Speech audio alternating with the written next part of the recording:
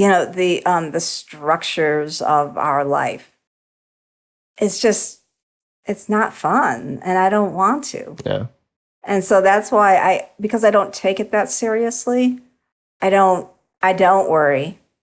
And I don't, I know if I'm not going to do something that I would harm someone, but I don't think, kind of just like going at my own rhythm is harmful to anyone at my job if I'm late every freaking day. I don't or think so. like I've been on a binge.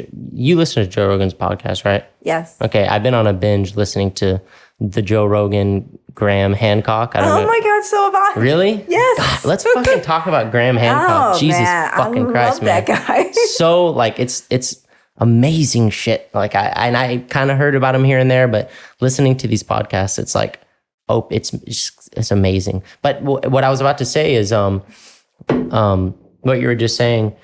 I brought that up because Graham Hancock, I was listening to I think the first one he did with Joe Rogan, and he was saying it's such bullshit that the government or whatever laws restrict us from certain things like marijuana for the longest time or whatever, like psilocybin. It's like, it's fucking ridiculous that someone is restricting you from exploring your consciousness. And then what you just said, I think I'm with you 100% that if you're not like affecting someone in a negative way outside of you, you should make whatever decisions you want to make. It's really, you're an adult. Like that's being an adult. Like you just have to be responsible in terms of you can't like affect someone negatively. But I wanted to ask you, let's talk about Graham Hancock for sure. I want to, but I want to ask you like, just because I know I've gotten a lot better, like especially since I started this podcast, like it's just given me this like thing that I'm doing and keeping me focused. But stressed. I used to get so stressed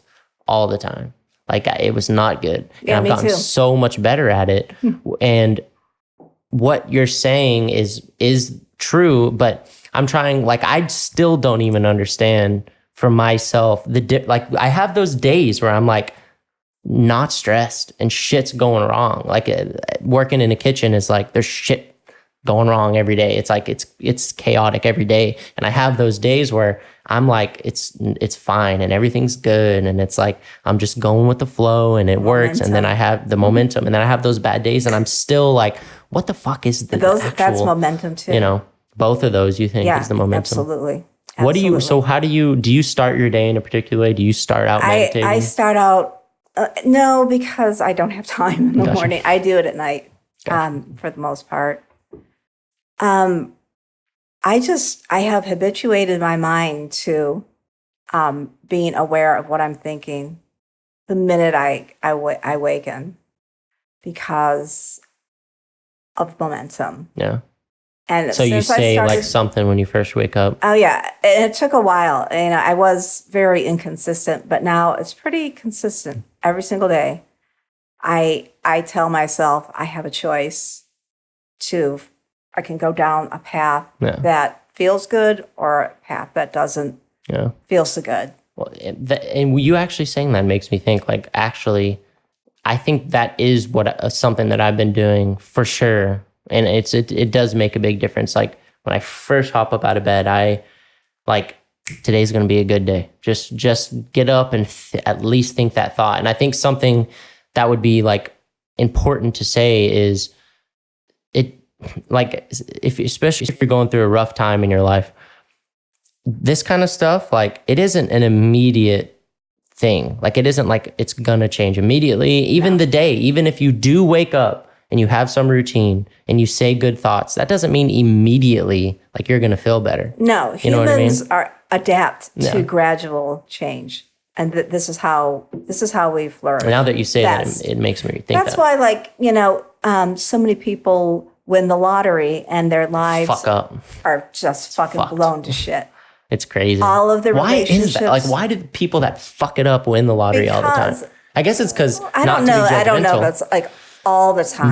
But it's not their fault because the lottery isn't designed really for human happiness because it's not a gradual thing. Whereas if you do something you love and you know it's worth, and you know that this is worth something, someone's going to pay me for it, whatever that is.